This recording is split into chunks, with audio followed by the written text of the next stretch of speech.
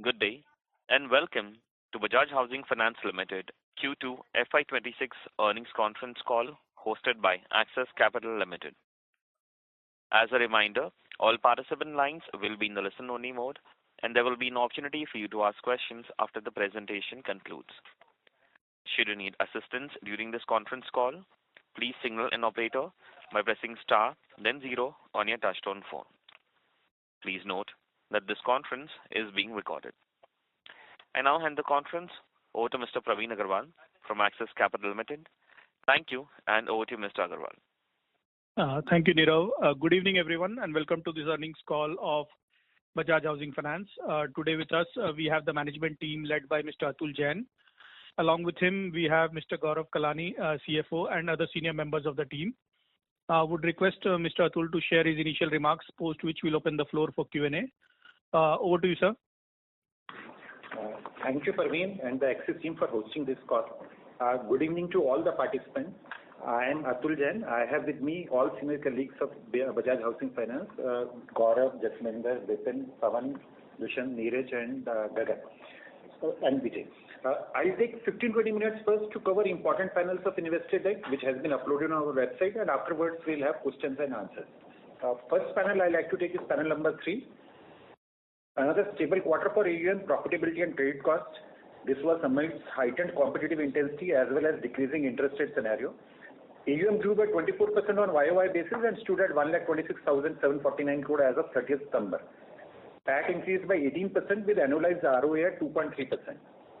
Asset quality remained healthy with improvement in GNPA at 0.26% and an NPA at 0.12% and annualized credit cost at 18 basis. Operating efficiency also improved during the quarter and OPEX to NTS stood at 19.6% against 20.5% in Q2 of last year. Geographical coverage of BAJAJHFL now spans across 176 locations with network of 220 branches. Annualized ROE for the quarter came in at 12.2%. Capital position with CAR at 26.12% remained healthy, and PBC criteria, which is a regulatory criteria, was at 61.21% against the regulatory threshold of 60%. I'm moving to the next panel. I've already covered AUM growth, which grew 24%. But when we look at a product level AUM, home loans grew by 19%, LAP by 29%, LRD by 35%, and DF by 25%. AUM for the quarter in absolute terms increased by 6,329 crore. This was against 5,497, which is close to 5,500 crore in Q2 FY25. The portfolio composition also continued to remain well diversified with home loans at 55%, LAP at 10%, and LRD in excess of 21%, and DF at sub 12%. Disbursements for the quarter, they grew by 32% from 12,000 crore in Q2 FY25 to close to 16,000 crore, 15,914 crore in Q2 FY26. Moving to the next panel.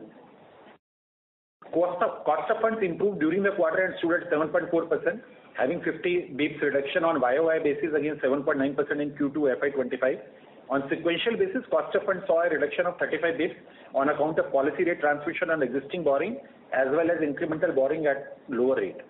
Borrowing mix remained well diversified with higher mix of a money market borrowing. Overall borrowing mix was 54% through money market instrument, 37% through bank borrowing, and 9% of NHB refinance. Gross spread was flat for the quarter at 1.9% against 1.9% of Q2 FY25. However, on a sequential basis, gross spread was 10 basis higher because this was due to higher flow through benefit on cost of funds versus movement across portfolio rates. However, this is likely to get normalized going forward. This is some pass-through in the portfolios has happened due to October 25 and with expectation of another rate cut in December as the markets are predicting. Net interest margin is holding at 4% on a sequential basis, while at a YOY basis it dropped by 10 basis. I've already talked about OPEX to NTA in earlier panel, which has dropped to 19.6% in Q2. Digital initiatives continue to further improve with our e-agreement penetration now at 94% and online customer onboarding penetration at 93% in September 25. I'm moving to panel 6. Asset quality remained healthy during the quarter with improvement in GNPA by 4 bps to 26 bps in Q2 FY26 and also NNPA by 1 bps at 12 bps. Annualized credit cost stood at 18 bps in Q2 FY26 against 2 bps in Q2 FY25. The normalized credit cost, because in Q2 FY25, in fact in H1 FY25, we had overlay release which we had created during the COVID period. If you would exclude the overlay release in Q2 FY25, the annualized credit cost would have been 14 basis. In terms of profitability, that for the quarter grew by 18% from 546 crore in Q2 FY25 to 643 crore in Q2 FY26. Annualized ROA at 2.3% against 2.5% in Q2 FY25, and annualized ROE at 12.2 against 13.3. The ROE has been lower in the current year because of three factors. One, capital raise done in FY25. Second, there was no overlay release in the current year against last year overlay release. And also current year we have lower income from derecognized loans versus last year. Sum total from net profits, our net worth has further increased to 21,170 crore as of 30th December 25. I am now straight jumping to panel number 18. Majority of quarterly metrics have been discussed. Net interest income grew by 34% in Q2 FY26, while the net total income grew by 22%, owing to lower income on fair value changes as well as lower assignment income. That was what I was calling out earlier. Because of a lower assignment income, the ROE was lower, and consequently that's where net total income is looking at a lower growth at 22%. PBT and PAT grew both at 18%. In terms of half-yearly financials, net total income increased by 24% during H1 FY26. Operating expenses grew 21%, and pre-provisioning operating profit grew 24%. Overall PAT for H1 has grown by 19%. OPEX to NTI has improved by 40 basis for H1 versus H1 FY25.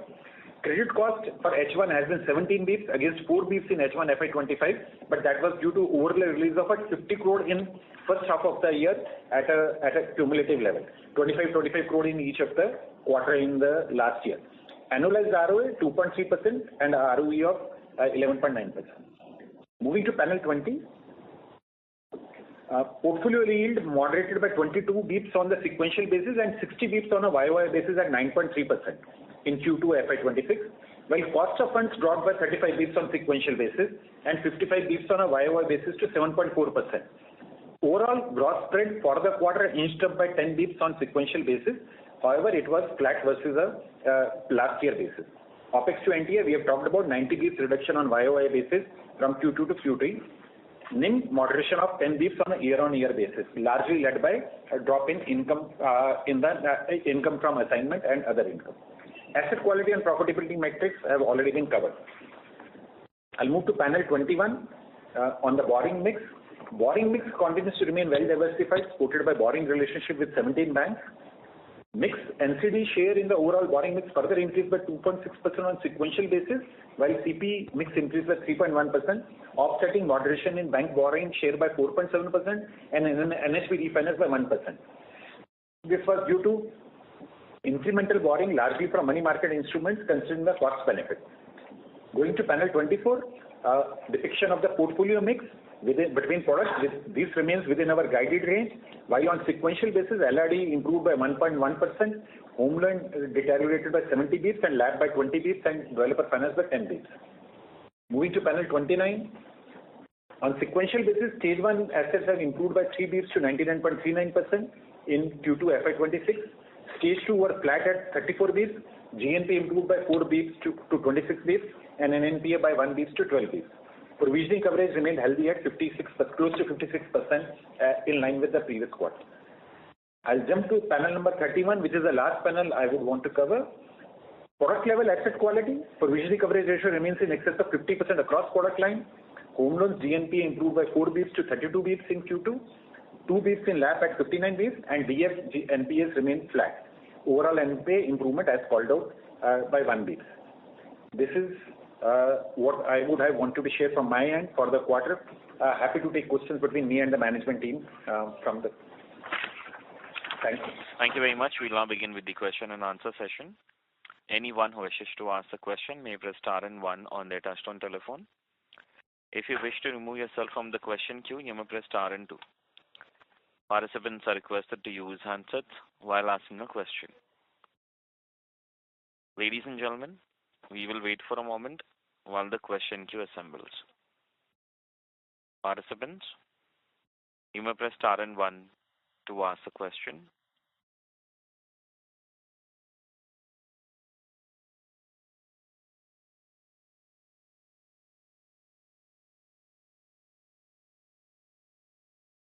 The first question is from the line of Shubhranshu Mishra from Phillip Capital. Please go ahead.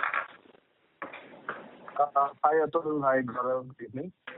So this competition especially from PSU banks is something cyclical with every rate cut, right? So how are we building a strategy? Can you speak a little louder, please?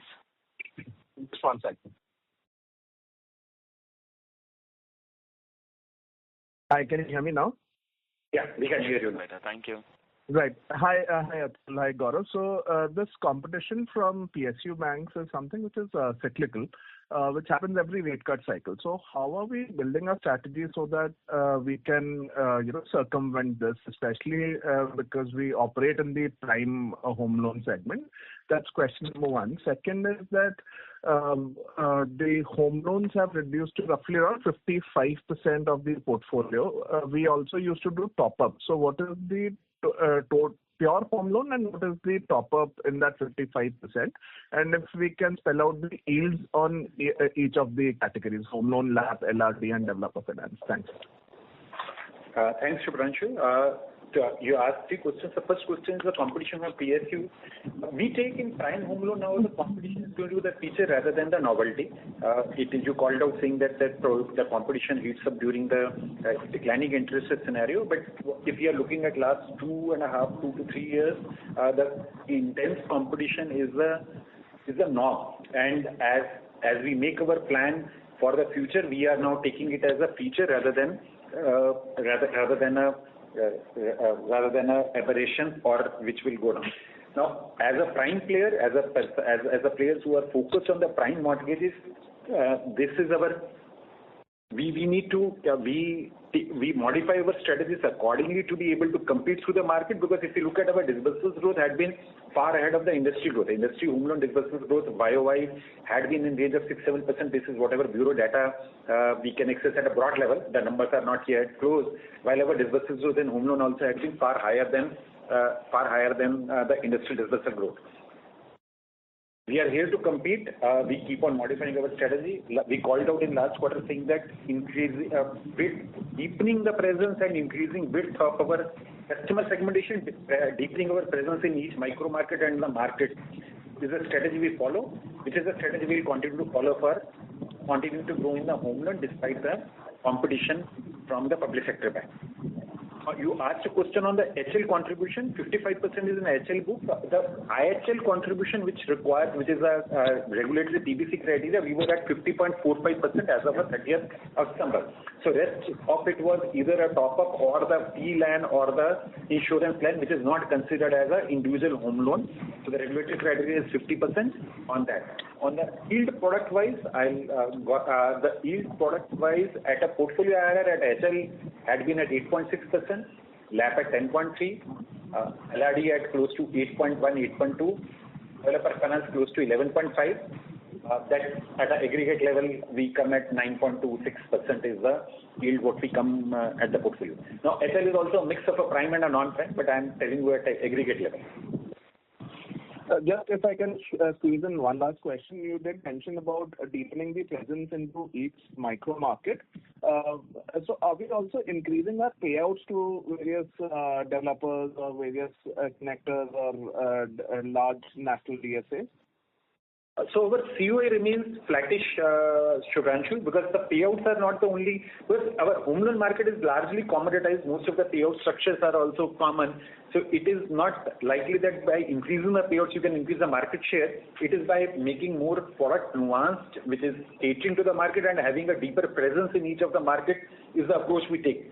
Increasing payout will not result into the higher market share is our assessment, and which is not what we follow. We remain absolutely in line with the payouts what is offered by the market, all leading player, and there is no increase in COA over last year or over last quarter.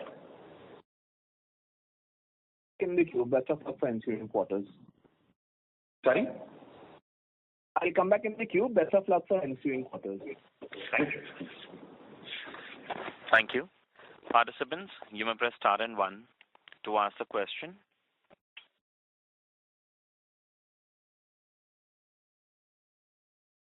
Ladies and gentlemen, you may press star and 1 to ask a question. Next question is from the line of Viral Shah from IIFL Capital. Please go ahead. Yeah, hi, Atul and Gaurav and team. Thanks for the opportunity and congrats on a good set of numbers. Atul, I wanted to know, so I'm looking at the guidance that you have put out on the panel 16. It remains unchanged primarily on the margin front. Now, for the first half of this year or the 2 quarters, we have kind of delivered a flattish kind of a margin. So we are guiding for a 15 to 20 basis points kind of a decline for the full year perspective.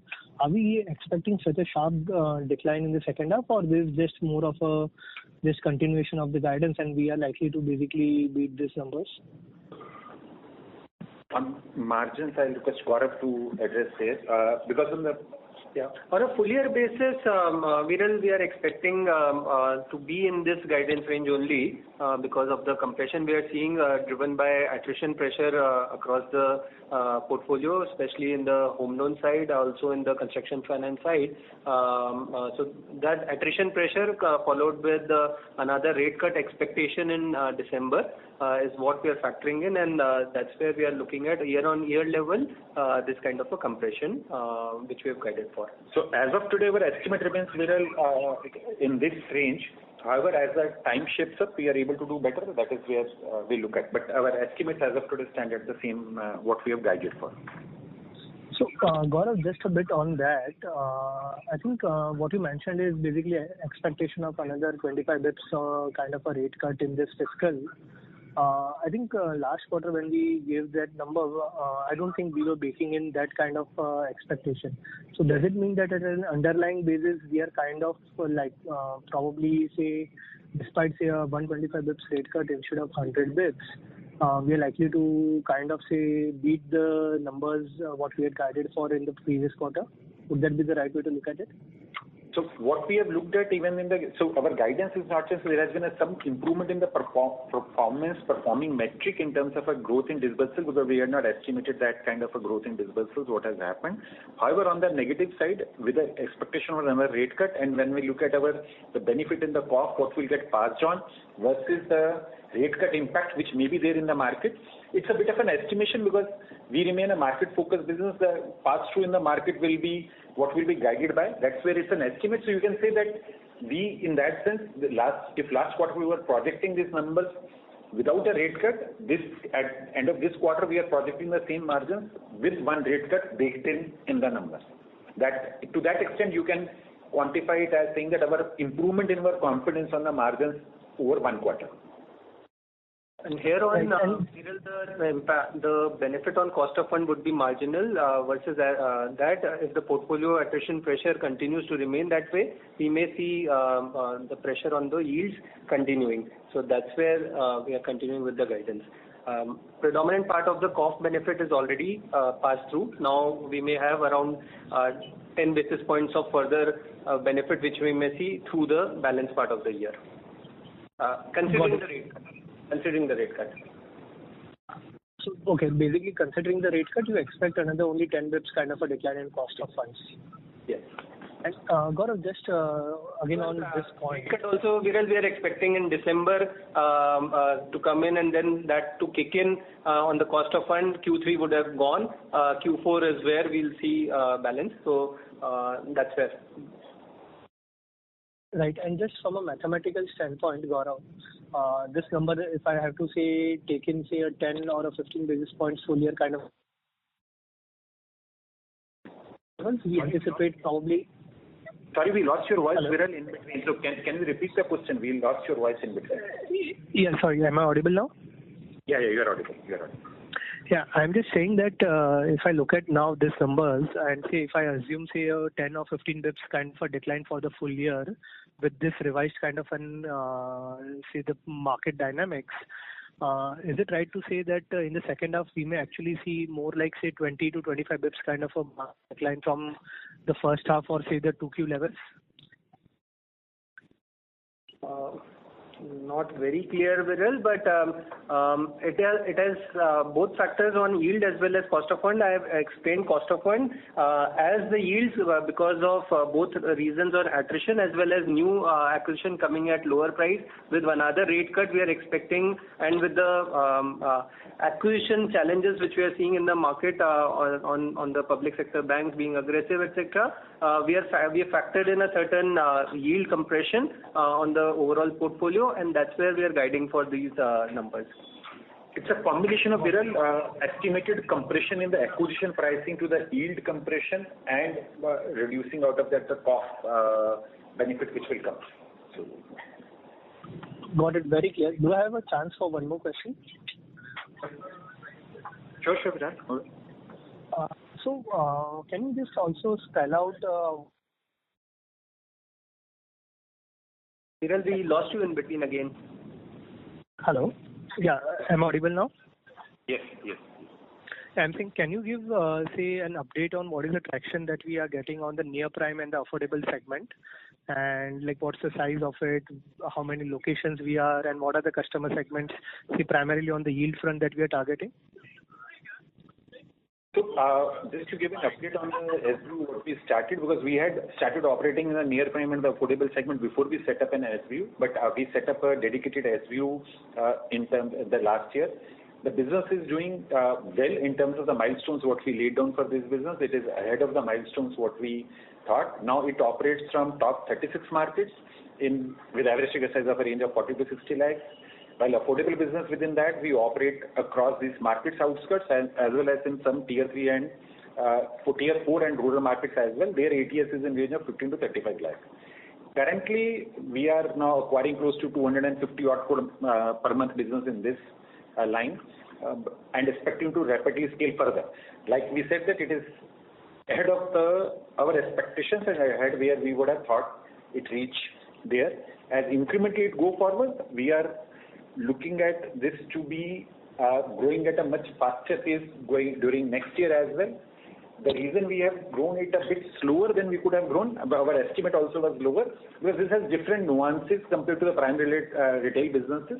So that's where we went slow during initial setup, but basis of our experience, we feel confident, and now we are scaling it up faster, and we'll try to scale it up much higher during the next year.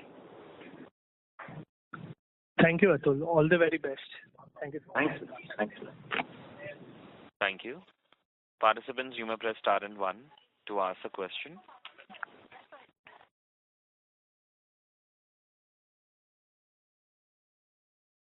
Next question is from the line of Piraj Khan from SLNC Capital. Please go ahead.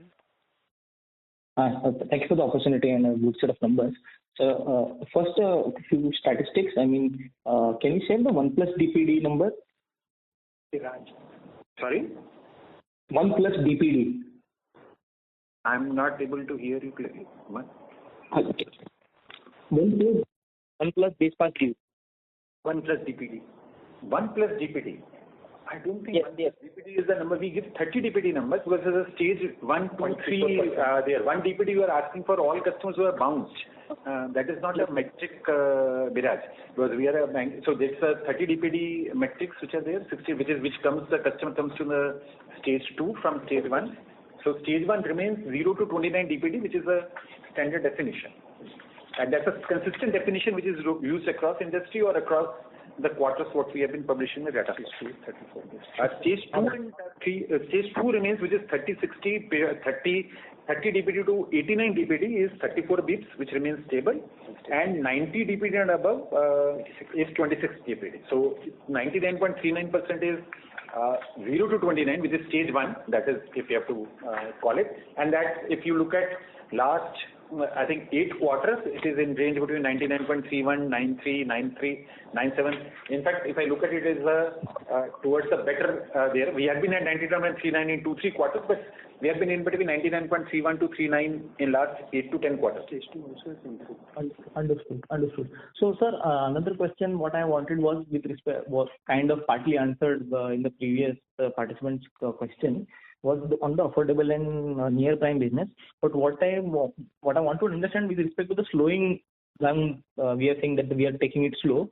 So is this because we are taking it slow as a deliberate decision to understand the customer in that segment, or are we seeing any demand or specific asset quality asset related issues? Because some of the players that are in this segment of the affordable housing and near prime, they are seeing some asset quality issues in the lower ticket size. Although our ticket size is not as low as these other players, but since we are in that range, in that ballpark range, of your view and assessment on that segment. So no, this is not leading from any view on the asset quality or any stress what we are seeing or the demand compression. It was just we started this business 15-18 months as prudent practice or the prudent risk management will do. We wanted to take it slow, build. We are also onboarding the entire team. This is an entire grounds up build. That also takes time, Bajaj, to build. And like I said that in the previous question, now we feel confident of trying to rapidly scale it up. That is why we will. That's where we are, and we expect this business to be much more ahead next year. Understood. And with respect to the fall in the derecognition income, the assignment income, so this was by design or by default? I mean, I was wanting to understand, is this like a one-off, or will we see this as kind of a stabilized number in the going ahead quarters? Bajaj, when we said the yearly guidance during the last quarter, we said now, so assignment we do for two reasons. One reason is assignment is a treasury strategy. We are excess of capital. We have excess of our capital, and we took a conscious decision in the current year to not do assignment for treasury strategy, because as a treasury as a means of fund. Otherwise, we had been normally falling 12-13% of our assets as a assigned out strategy, even as a treasury strategy for a ALM match. But if you look at our ALM, we went long last year, so our ALM, even at the 5-year bucket plus, is quite comfortable even on the borrowed asset. So the conscious decision was to not pursue for treasury ALM match assignment in the current year. Second reason for assignment for us is always that if we are falling short of a PBC, because if there is a more opportunity to acquire non-HL assets, and if we have an ability to assign them out, we like to take the opportunity to assign out the assets, maintaining PBC as well as in the process having a higher AUM where the benefit flows through.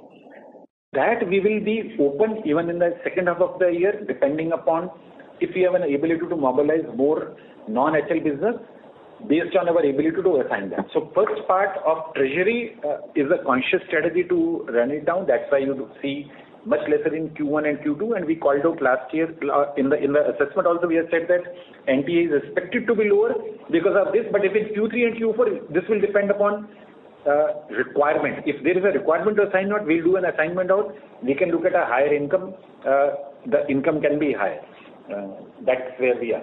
I hope I have answered your question, Raj. Yes. Thank you.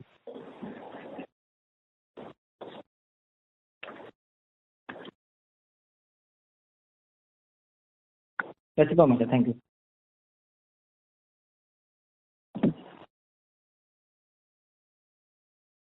Thank you. Participants, you may press star and 1 to ask a question. Next question is from line of Rahil Shah from HSBC. Please go ahead. Rahil. Hello. Am I audible? Yeah, you are audible, Rahil. Thank you for the opportunity. So I have a question around the competition and just wanted to understand more about it. So what would be your BT in or out rate in the overall home loan segment? And second, on the affordable housing side, what would be your BT in and also your AUM size? So, really, at an overall level, because we don't measure it in the segment-wise BT in and BT out, at an overall home loan acquisition for the company, our BT in is 15% approximately of our overall HL acquisition, which is perfectly in line with the industry. Industry 16-17% is the BT in, ours is 15%. At a segment level, we don't break it, key which segment is there, but aggregate level, since it is 15%, it will bear, I think it will be largely for all the segments which is there. Okay, and BT out? BT out is a factor of attrition, which is now at attrition, there is At a aggregate level, if I look at it, that our repayment rates in the Q2FY26 looked at 27-28%, and aggregate level, it's a combination of various products. At a home loan level, it is a 21-22% kind of an annualized attrition, what we have seen, 20 to 21%, which is the elevated attrition because of the pricing pressure in the market. My guess is, because it's a part of both, which is customer paying on its own as well, but that would be a 20-30% part. So at a 20% attrition, annualized attrition, I can look at maybe 14-15% as a BT out rate from our book. But both BT in and BT out are different metrics. So percentage, when it may look at a 15%, but I'll request you not to assume both are same, because 15% Yes. portfolio is on a different number, which is on our HL portfolio. 15% BT in, we are talking about our through the door acquisition. And Yes. broadly industry level, 16-17% is the acquisition. BT out at an industry level, I don't have a rightful numbers readily or available, because banks do not generally have a detailed HL or a focused metrics available. Sure. And this 21-22%, how this would compare, say, last year or 2 years back? Just wanted to understand the pace of the increase in the... Last year it would have been in the range of 15-16%. Oh, okay. So from 15, 16, it's now upwards of 20-22. And you would say mostly this would be going to PSU banks, or even large private banks would be something who would be part of it? Largely. Okay, got it. And sir, what would be your AUM in affordable housing? We track AUM in two contexts. One is a prime and non-prime. Non-prime includes affordable. So the balance sheet mix in home loan today would be 86-14 roughly. 86 will be prime and 14 would be non-prime, including affordable. Okay, sure, sir. Thank you so much for this. Thanks. Thank you. Participants, you may press star and 1 to ask a question. Next follow-up question is from Siraj Khan from SNC Capital. Please go ahead. Yeah, thank you for the follow-up. I hope I'm audible. First question was with respect to follow-up on was the NII plus fee income. The fee income it has gone up. So are we seeing more cross-selling, and will that be a slight driver for the NIM plus fee, not the NIM, but the NIM plus fee will drive higher with the fee and commission income being ramped up? Is that a conscious strategy, or will it be stable? Broadly, this is insurance income which is driving that number, apart from other charges, etc., which bounce charges, foreclosure charges, switch charges, etc., etc. But predominant the insurance income, it grows in line with the growth in business, apart from the non-prime business, which will have higher penetration. But overall, it will remain in line with the growth of business. Okay, because like on a YOY basis, that number seemed quite high. So I thought maybe it's something else is also driving. Secondly, with respect to the affordable business again, affordable and the near prime thing. Just on a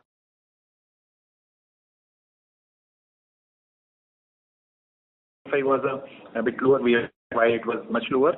Look at Q4 20. Understood. And again, from view, so what will be the yield difference over the over that book from our normal book? And as we see that the rates would go down, and one of our recently listed peers said that to use our cost of borrowing advantage and try to bring in customers and lock them in our book. At that point, how do you see that difference in yield over compressing, and will that materially improve the NIMs and the yield of the book? Is that possible? This segment is at a point of a time driven by the competitive intensity and also what market is available.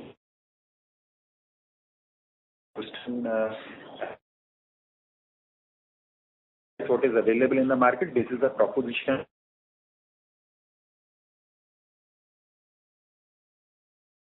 That the yield will be a differential of close to 1.25 to 1.5% from the prime business. From the prime business, the aggregate yield will be differential around 1.25 to 1.5%. So 1.25 to 1.5% will be above the affordable near prime business over the prime. Have you got that correct? Yes. And the price and thing is, we will not try to undercut, or we will try to price it as per the merit and as per the demand.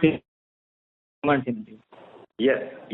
As per the demand, because there is no, we don't believe in setting the price, but we being competitive in the market. Thank you. Thank you very much. Thank you. Participants, you may press star and 1 to ask a question. Next question is from line of Satinder Singh from Eon Investments. Please go ahead. Yeah, thanks for the opportunity. So my question is around the assignment strategy. So given that our gearing currently is below our, I was wondering if assignment makes great sense. So while assignment does help us increase our ROA, but then it doesn't help on the ROE side. So what is the metric we are targeting? Is it ROA over ROE, or is it ROE? So that's first part. And the second is, given the outlook that we have on the market, so what is the time frame within which we should hit that, say, 7 to 8 gearing, or let's say medium 7.5 gearing? So Satinder, two parts. We do assignment, like I was answering when I was answering the earlier question of our assignment strategy on the net total income front. We do assignment because of two factors, not ROA or ROE driven, but one from a treasury strategy from an ALM match perspective. So mortgage, because the asset booking is of a much larger duration, while your liabilities are of a much shorter duration comparatively. So it is always a sound strategy in our assessment in a mortgage to have a certain percentage of assets always being assigned out to have a perfect ALM match. That's what we had been, from inception, if you look at our 6-year, 7-year record, we had always been assigning out 12-13% of the assets, whether leverage being high or leverage being low, it is coming from treasury strategy. Having said that, last year, since we went long on the bond side and our ALM match was corrected, we called out that in the current year, we are not falling assignment out from a treasury strategy because our leverage is low, precisely to the reason what you called out. Because of the leverage being low, we said that we will do assignment not for the treasury strategy, and our ALM match has happened because leverage can still be low, and but there is a ALM gap. We prefer to do a more assignment so that we don't build a tenor risk in the balance sheet. But the tenor risk is not the point as of today. So treasury strategy is not there for assigning from a ALM point of view. However, the second part of the assignment remains on the PBC, which is on the non-home loan assignment. If we have an ability or opportunity, because our home loan book is growing at a 19%, aggregate we have grown at 24%. That means on home loan book is growing at a faster pace and home loan is 55%. So if it is growing at 19%, that means the other part of the book is growing at a 30-odd%. Now, if I have an ability to grow a non-home loan portion more, but to meet the PBC criteria, we have an opportunity to assign and get the spread.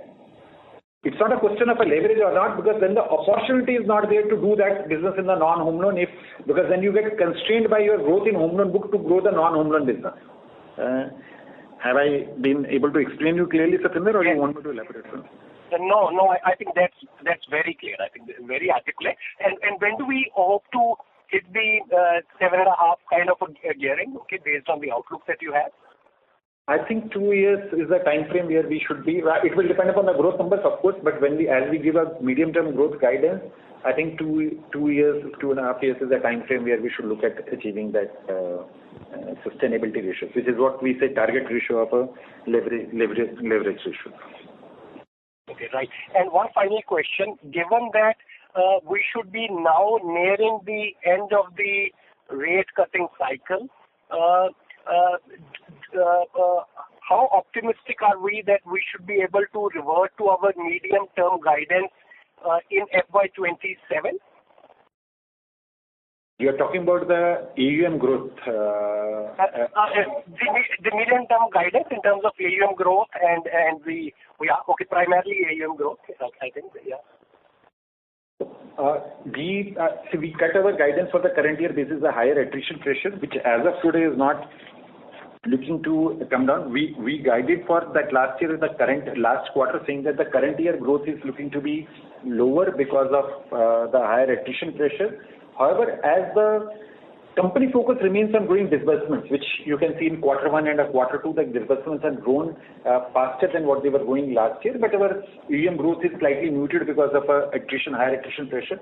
As the attrition pressure weans off with the rate stabilization in the market, with one more rate cut let us in December, you can expect stabilization in the market in 3-4 months.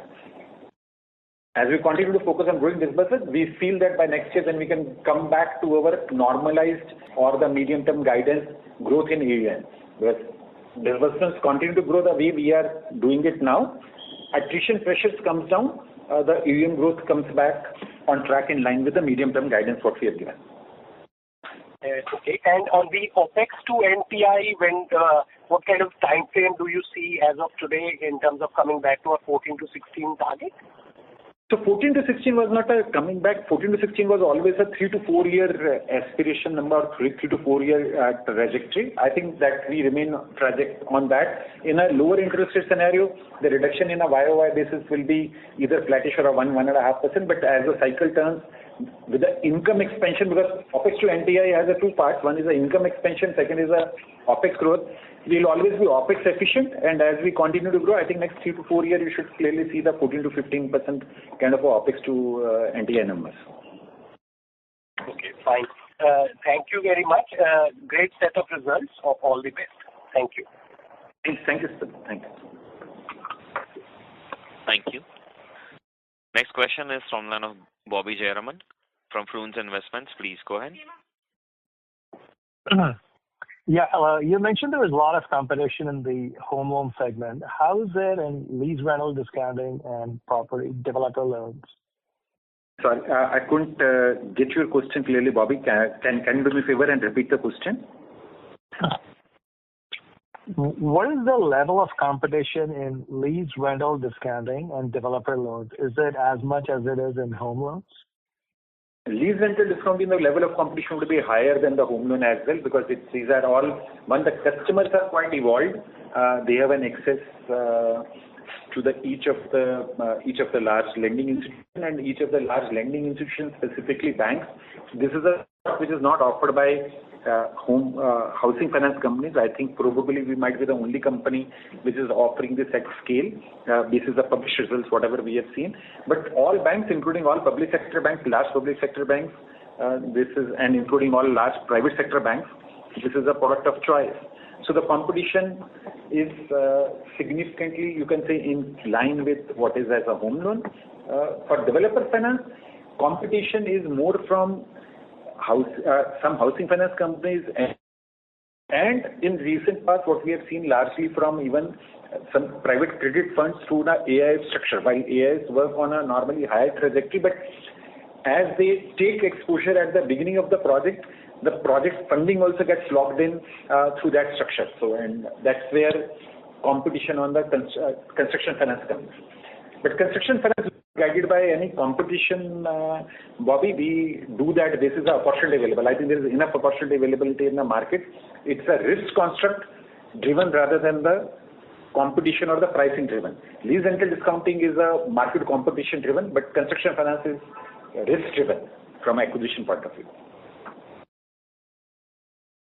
I understand. And also taking a longer perspective, over the next 10 years or so, the whole idea behind NBFCs is that, there'll be so much demand that the banks won't be able to cater to it, and you can offer a solution, right? Because your cost of funds are higher. That's the basic premise, right, for NBFCs. But you're not seeing anything like that now because the GDP growth is around 6.5 to 7%. So you're not seeing the real estate demand, which will, not incur this much pricing competition. So, Bobby, if I get your question right, but first I would have a slightly different opinion than you in terms of what is the reason of an HFC being existent rather than a bank. In our assessment and the way we look at the construct of our company, we don't look at it as is doing a credit or meeting the credit demand which bank is not able to meet, because our larger part of the balance sheet is in the prime segment, which is whether a prime home loan or a lease rental discounting there, which is all banks, all large banks, public, private are aggressively present. So we don't look at as doing the business there because, and we believe from a cost of fund perspective, for a well-run company, for a good credit, which is what we are, which is rated highest in in India as a domestic credit rating, your cost of fund can be higher at a coupon rate level versus a bank, because bank may have you can say a CASA benefit coming in through their coupon rate. But when they look at their all expenses put together to mobilize the treasury, mobilize the CASA and the other related compliance costs, I don't think a well-run company at a AAA level is at a disadvantage versus a bank to be able to compete in the prime space. If that would have been the case, Bobby, then what we have seen for years, for decades in the country, HDFC Limited was leader in mortgages, not even State Bank of India. State Bank of India, I think, became the largest player close to 17, 18, if my memory is right. So from 20, 30 years, HDFC was the dominant player, and including when SBI crossed it, it remained the second by a near margin. So cost of funds is not very different for a well-run, high-quality credit company, is my assessment, and we continue to remain focused, and next 10 years also, we'll continue to build business for scale, low risk, in line with what banking is there, with offering all mortgage products to balance risk and return. If GDP growth will mean the market will continue to grow at a much larger level. The second, the GDP mortgage as a GDP penetration also is lower in country, and as the country per capita is increasing, we believe there is a sufficient scope from there. Looking at a long-term average, because if you look at a home loan market, it has always grown on a plus minus 12-13% kind of a EM growth which has been there last 10-15 years. We believe it can slightly go up from here onward. That means opportunity can be higher rather than lower as we move forward from here. Okay, I understand. And as you move with affordable loans, your risk, your credit costs might likely be higher. So how does that align with your low risk model, which is one of your guiding principles? So our guiding, when we guide for our medium-term GNPs as well, we always guide for, Bobby, from last 2 years at 40 to 60 basis, because that's the model is constructed for. See, we are today lower and we like to be lower in there, but the model what we construct is for that 40 to 60 basis of a GNP and 20-25 basis of a credit cost. That makes it a mix. See, we are a model is scale, low risk and medium return, or a reasonable return. We don't say it's a scale, low risk and low return, because if you have to be a scale, low risk and low return, we don't need to do a non-prime business or a construction finance business. But we have to deliver a reasonable returns. That is where some mix of or a relevant mix of a non-prime business and a construction finance is essential for the balance sheet mix. Well, the dominant part of the balance sheet will always remain prime plus lease rental discounting, which are lowest or least risk assets. It's a part of a sum of parts in that sense in the company. We are one of the fourth pillar of strategic differentiator of the company also, which we put out in our deck always, is also we are a full mortgage product suite company. We are not one segment of a mortgage which is there, so we'll always offer all products in mortgages. Relevant weight on of each of the segment can be plus and minus basis risk return calculation at that point of a time. Okay. I understand. Thank you very much. Thank you. A reminder to all the participants, you may press star and 1 to ask a question. Next question is from line of Siraj Khan from Ascendancy Capital. Please go ahead. Thanks again for the follow-up. One question more on the business and the other not on the business. On the business, the LRD business, I mean, it's already at more than 1/5 of the business, 20%. Where do you see this settling? I mean, do we have a mind where we cap it out or anything with respect to that? No, Siraj, because we have a capping of a 60% residential business, 40% non-residential. This is the opportunity available and the returns available. If it gives better returns there is the capping is only the regulatory capping, and there also, like I called out in earlier question, if you have the ability to do a sign out, we will continue to grow because this business fits perfectly with our concept of a scale, low risk, reasonable return. This meets all the three boxes on the criteria what we have. It's a scale business, it's a low risk business, it gives a reasonable return because of a low OPEX. So there's no cap what we have other than the regulatory cap which is on a non-home loan business. Okay. So, so we could scale because it's a very high growth business. So I was just wanting to ask, have we internally set any cap like 25% or 30%? So there is no issue with respect to the concentration specifically. It will not go beyond that because if 40% is your total non-residential business, which can be between LAP, construction finance, and lease rental discounting, I think there will be a automatic ceiling. It will come at a AR level, not at a EM level. EM level, it can have a different there because if you have an ability to assign, you can continue to grow more. So largely, I'll say 20-25% beyond will be is not a visibility, but if there is an opportunity, we like to grow, and if we have an opportunity to grow and also a sign out, because on a standalone basis, it cannot grow to 30%. That will mean construction finance and LAP have to go down to zero if it is or 10% at a year level. But EM level, there is no cap for us if we have an ability to keep on mobilizing.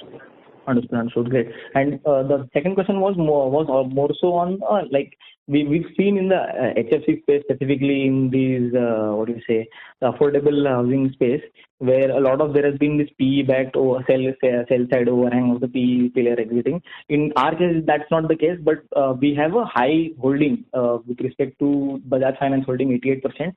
So my question is indirectly with respect to the minimum shareholding. I was also reading up a consultation paper that is saying that the minimum shareholding timelines with respect to which that has to be met at the 25% public shareholding. So anything with respect to that, because from what I understand now, with a market cap of 50,000 crores to 1 lakh crores, within 3 years from listing, 25% has to be achieved. We've been listed for like a year or so.